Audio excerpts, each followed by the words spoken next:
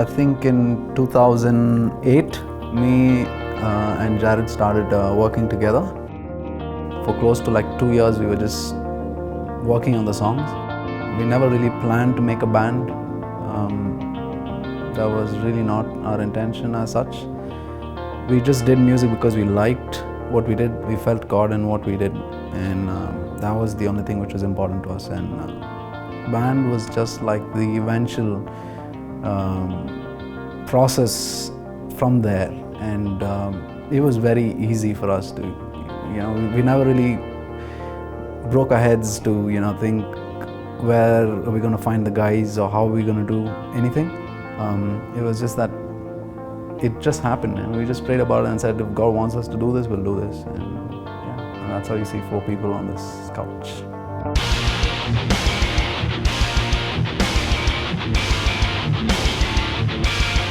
As a band, all of us as individuals,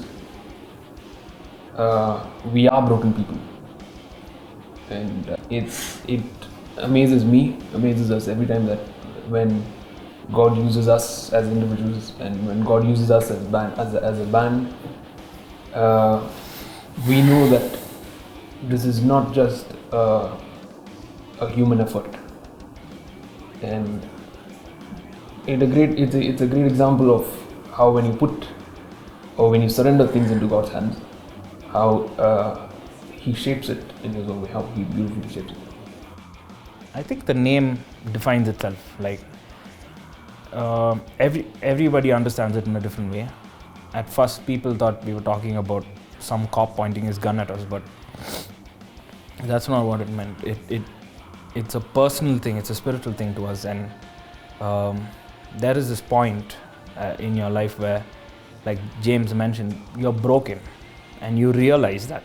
And when you realize it, it's even more hurting, because when you're on the journey to the broken state, there is this hope that you start to believe in, and sometimes it goes the other way and you start to believe in man and your own self. But at the point of reaching that broken state, you realize that none of that helps, and surrendering is an option, and where you surrender. And we did it, and we surrendered our life to Jesus, and we laid it up there to the cross, and that is the start of things. And I believe it's ever since that a journey that cannot be explained. So the name cannot define limits, but it definitely shows a way. Only when you reach the end of yourself is when you really start to live. We learned it the hard way, but we're happy to be in that place where you know it's not about you. When you reach the end is where it begins.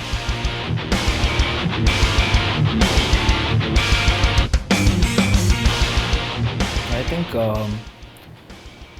Christian, the word is just a title, and definitely music has no limits. And if I believe that my God loves music, then I could connect to Him in any mode of it.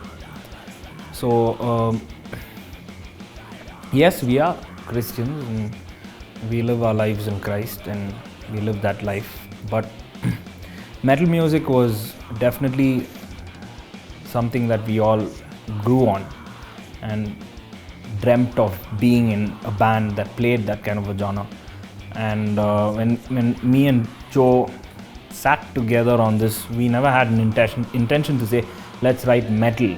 It just so happened that we tried something different that we never done, because before this, the bands that we played for, like I played for a classic rock band, and he was playing for a hard rock alternative band, and we said, let's try something different. And metal started, and we figured out that we could connect to it because it's intense and it's music that is definitely,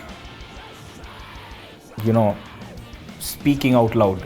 So at that point, we could relate to that style of music. And the only thing that all 4 of us wanted at that time was to connect to God in our personal lives. And music as we played was the only mode that we could express that in, and that worked out the best. So I think choosing to be a Christian metal band was not an intentional thing, it just happened. But yeah, like you said, Christian metal definitely has a lot of fingers pointed at, but I see it in that way because I think in a way it stands out a lot. And if I'm playing metal music, then people who come there to headbang or just enjoy that show definitely have a good time. But when you have something to deliver much more than just the music, then people want to talk about it. And I see that's how Christian music in itself, in all genres, has its issue. So I believe the only way you could, I would necessarily say not fight against it, but the only way you could just continue doing it and blessing people is to stick to it and be honest with it. Because in the end, music will connect no matter what. And it could connect to the guy who says, no, I hate Christian music. I hate Christianity. So that's the only best way I could put it out. And also, it's Christianity is not a style of music actually. It's a faith. So I think there's too much of what do I say? Emphasis on the differentiation or whatever, what do you call that? Whatever they differentiated and saying, okay, this is this style and that style and whatever. It was an odd place to be to start with because you're too Christian for the secular world and you're too secular for the Christian world. But that being said, we have had like very, very welcoming and accepting people who have, helped us play shows for Christian organizations. That is changing, and I'm happy about that. And also, the secular world is more accepting as well. And I think it's a nice place to be. I think it's changing, and yeah.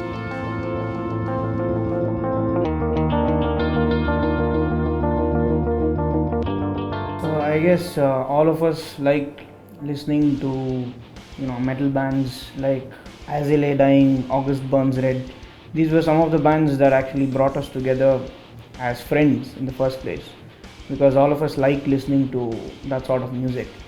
Though all of us actually come from different backgrounds as such musically, we all have different influences personally, but as a band, As I Lay Dying, August Burns Red, Parkway Drive, some of the bands. Miley Cyrus. Yeah, these are all some of the bands that I guess influenced us and brought us together as a band.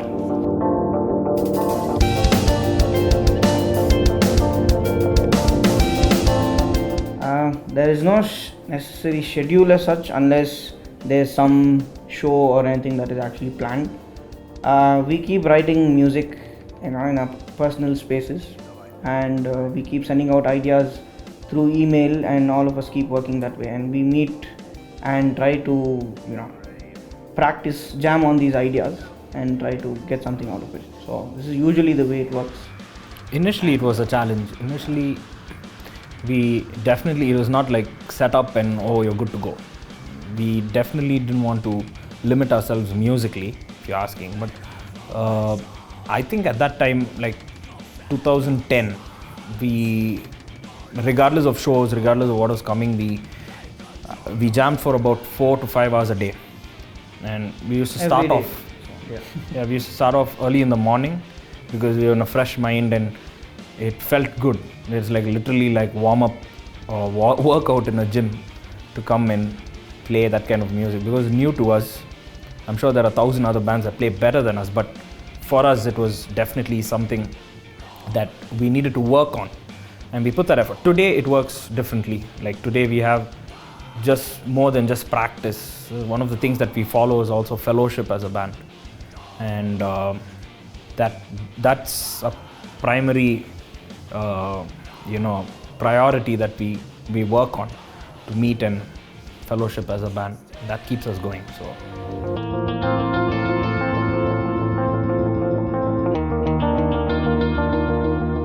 there's a huge list of it. Like on the overall, I think we have about 30 songs, which we haven't played at one gig at a whole.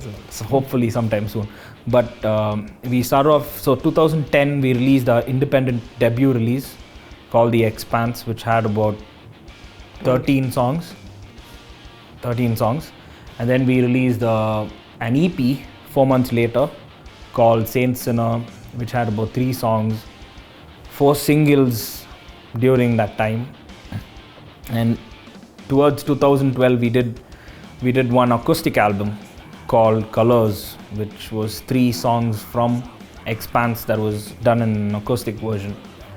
And we had a breakthrough that year to get signed up in an American-based record label, and we had the opportunity to work with Rocky Gray, the guitarist of Living Sacrifice, who helped us produce our second album, which is our last current album, that called Empty Graves, that came out last November. Now it's been a year since that. So yeah, I think overall about 30 songs, and now we're working on our new material for next year.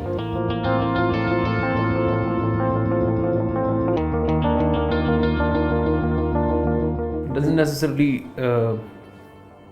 follow a method as such. I think it has evolved over time. Sometimes we get together and spark out with ideas. Sometimes we write some parts and bring it to the table and then put things together. And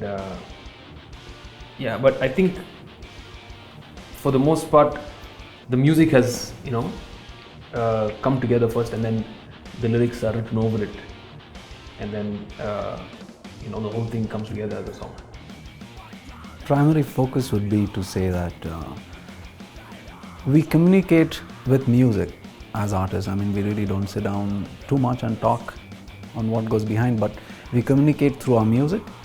And one thing we constantly maintain is to say that, whatever we do, there has to be some sense of an intensity in what we do.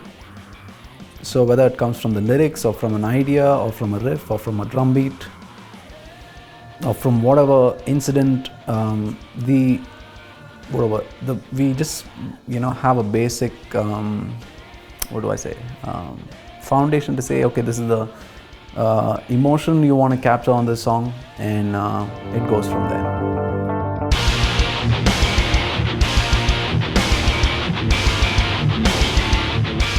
I think back in 2011 we had a really good time traveling to northeast part of the country. So we played a show in Nagaland. So there were around 30,000 people, 20 to 30,000 people in the concert. So it was a really great experience playing to that many people, because you tend to feel different when you are around so many people. So it was a really nice experience. That was the highlight till now for me personally, but yes, they can expand on it. I think every show in itself has a different sort of a reward. Like we've played in schools also, that is just a ball. Or you played in big shows, each one has their own things. End of the day, when we play music, regardless of what platform it is on, what we focus on is you experience God in that zone, on that stage. So I think every show has just been such an exciting journey. I don't think so we'll look back and say, okay, I don't know if we should have done that show, it was dry or anything as such. I think it's just been amazing. It would be very unfair for me to say this is the best. Maybe in a different way, but I think each has its own place.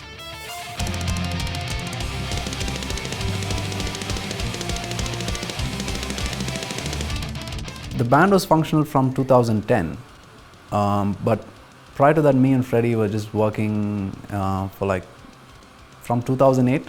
So it was just constant work. So I was reaching a point of burnout.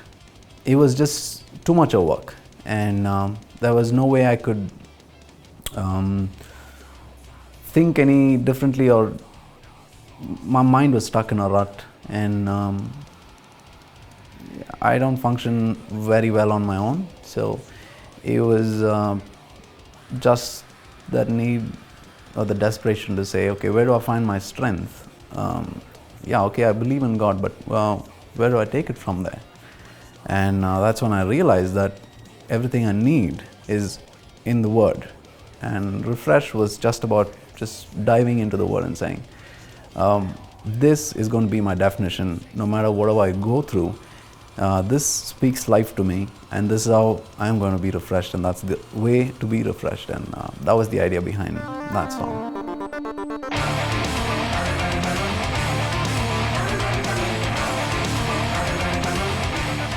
Evolve is actually not called Evolve, actually. We just kind of coined it that way.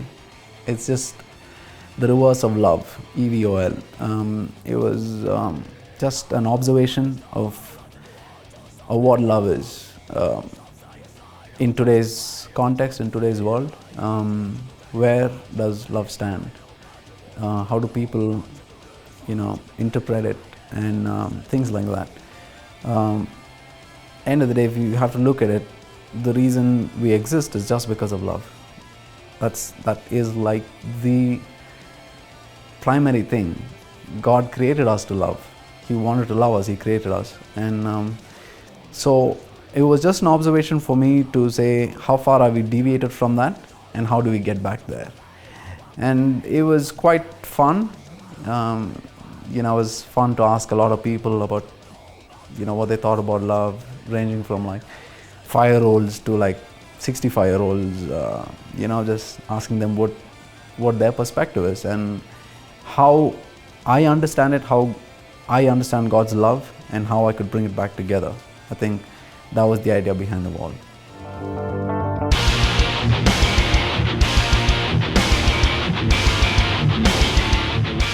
From the start, since this band started off, we have been shocked actually how people look at us. I mean, because we've been in the scene and we know what a metal band goes through. So it takes time for a metal band to evolve and make it seen, especially in a country like India, where each genre really doesn't have a following or such. Because I'm sure a guy who comes for a metal show would come for a rock show as well.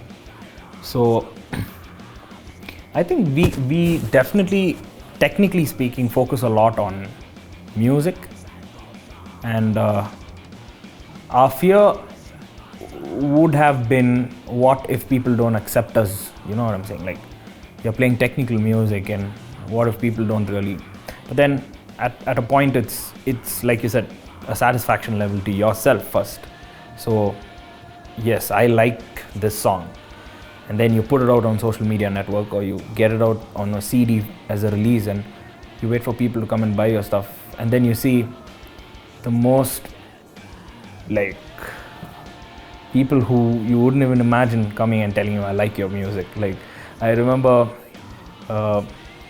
it was mostly women and I think, yeah, kids and older people. Like the guys used to come for our shows, and the parents used to drop them, and they'd stand there and watch the show, and they'd like that, and they'd definitely come out and talk to you.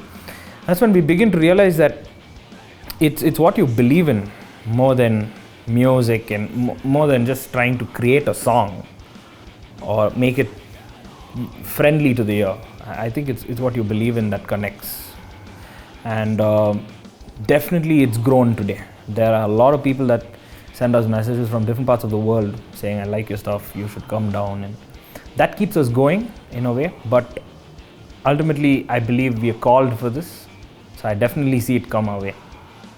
Also, I think they've been a huge part of right from the day we started, ranging from our family to our friends who've constantly supported us to push it through, and the fans have been very faithful. It's nice, it's warming, and very heartwarming to know that.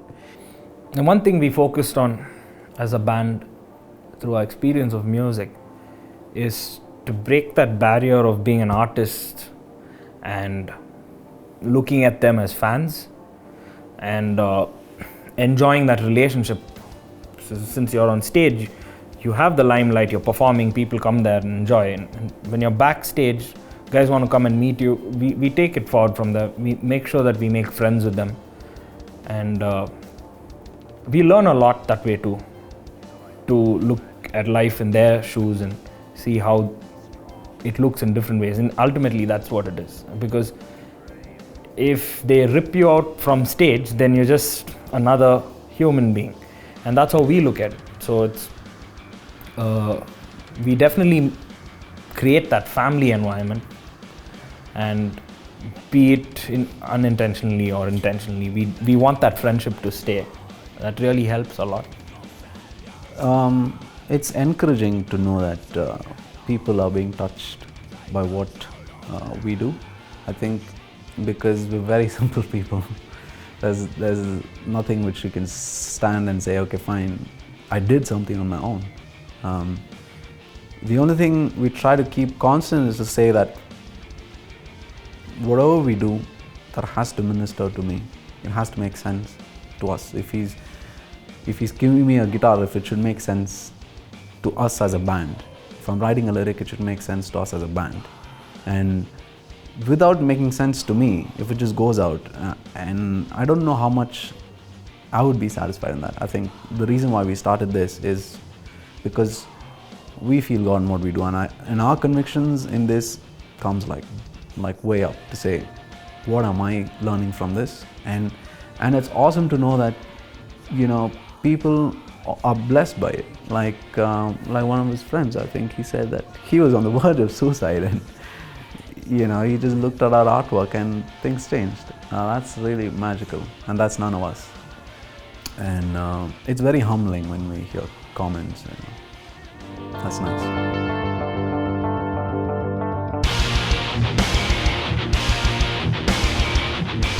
The only thing is, it's like we're on two extremes.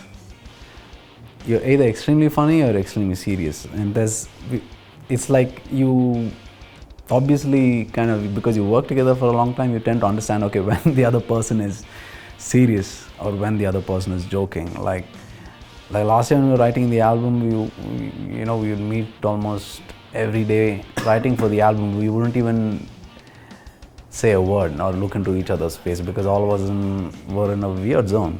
And at times like that, it's serious, and I think all of us understand that. And on other times, it's on the complete opposite.